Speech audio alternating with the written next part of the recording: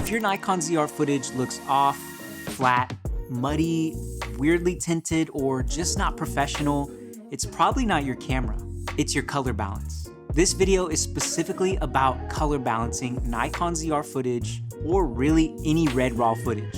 And toward the end, I'll also share a color balancing tip for non-RAW shooters, so stay tuned for that. This is not a full color grading tutorial, and I'm not gonna show you my entire node tree. The goal here is much simpler, and honestly, way more important. Most beginner-looking footage isn't bad because of LUTs or contrast. It looks beginner because it's unbalanced. And strong color separation, that clean, professional look, starts with proper balance. In this video, I'm gonna show you how to take your footage from beginner to pro just by color balancing and color separation.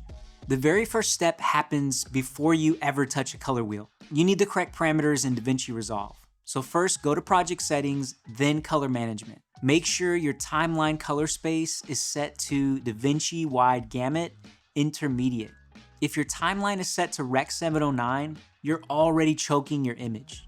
Rec 709 has a much smaller color volume and dynamic range. DaVinci wide gamut preserves significantly more data from raw footage.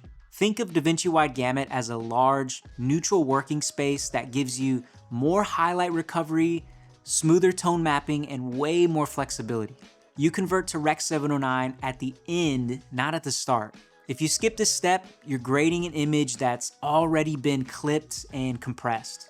Next, let's lock in our camera RAW settings. Set your RAW profile to red. Set decode quality to full res premium. Set bit depth to 16-bit. Change decode using to project. Now change your color science to IPP2, red's newer upgraded color pipeline.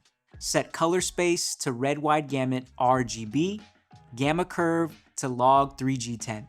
Uncheck apply metadata curves unless you want in-camera curves baked in. Make sure chroma noise reduction is on, extended highlights is checked, flashing pixel adjust is set to high. And under camera metadata, make sure everything is checked.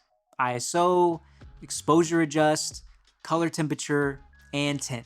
This ensures Resolve is using the settings you actually shot with in camera. Now head over to the color tab and select your main hero clip. Head back to camera raw settings and change decode using from project to clip. This lets you make adjustments on a clip-by-clip basis, which is exactly what we want for color balancing. Before touching anything, turn on your vector scope. Click the settings icon and make sure Show Skin Tone Indicator is enabled. That diagonal line is our reference. For a balanced image, you don't want all your colors sitting in one quadrant.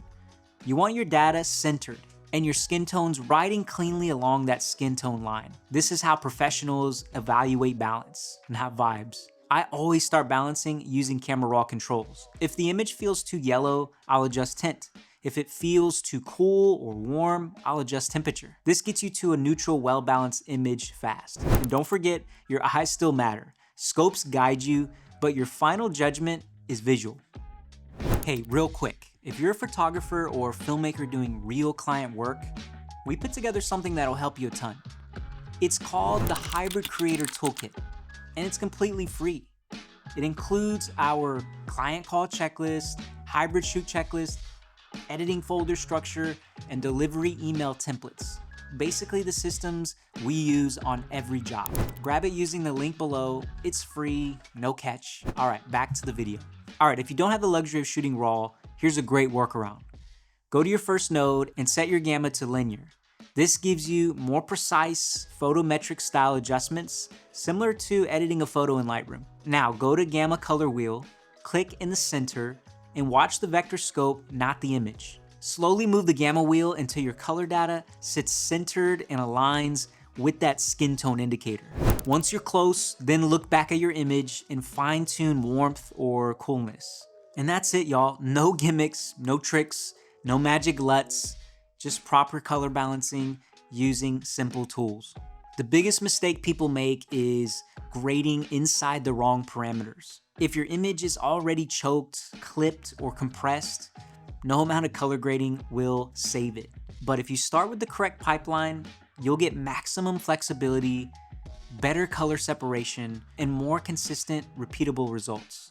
This is how you stop guessing and start working with intention. Hey, if you want to see our full node tree setup and more color workflows like this, make sure you hit that subscribe button. The goal isn't lucky grades, it's repeatable, professional results. Hey, we appreciate you guys a ton, and we'll see you in the next one. Peace.